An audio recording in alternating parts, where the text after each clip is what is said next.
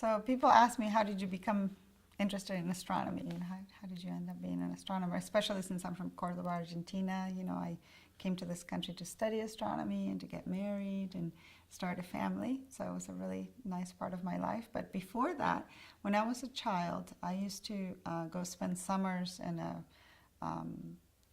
ranch away from the city.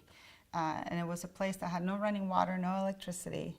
It was very basic and very fun, and running around all summer without shoes on. It was the greatest experience for a little girl together with other kids. And it was so hot at night that we used to take the mattresses out of the bedrooms and put them outside and sleep outside under the stars. And I remember just watching the shooting stars, which are just so almost close to you, and seeing them just come down and wondering what they were and why the sky was so incredibly dark. And in the southern hemisphere, the Milky Way is just beautiful, very bright and full of dust clouds, and it's very structured. And also you see the Magellanic Clouds, which are two companion galaxies to our own Milky Way, and you can only see those from the southern hemisphere.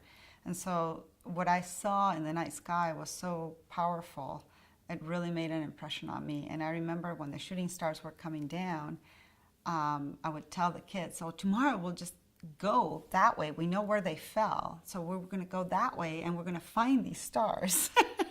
And so that's kind of what got me excited about astronomy when I was very young. And from then on, I just started to ask my parents for help, even though there were no scientists in my family. But I asked my dad to take me to a planetarium, and so he did.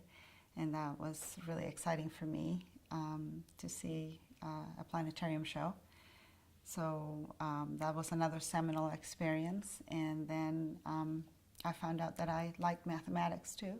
And that was very important, since you have to do a lot of math to do astronomy. And so then when I came to the United States as an exchange student in high school, I took an astronomy class in high school.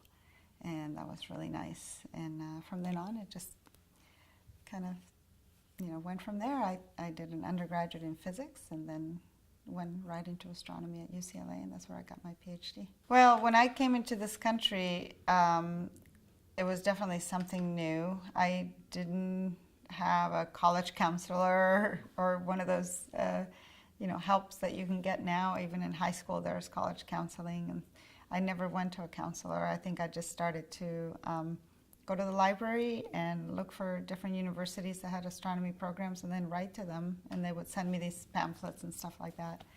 And but I like California, so I think that's why I decided to stay here.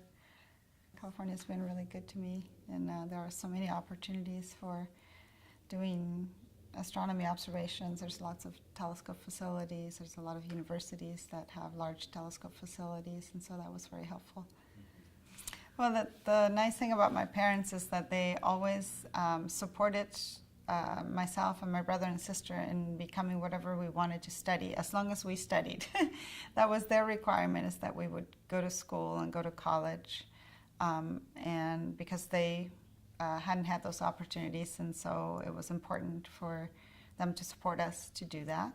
And they saw education as a path towards a happier future life and possibility to do what you wanted to do and pursue your dreams.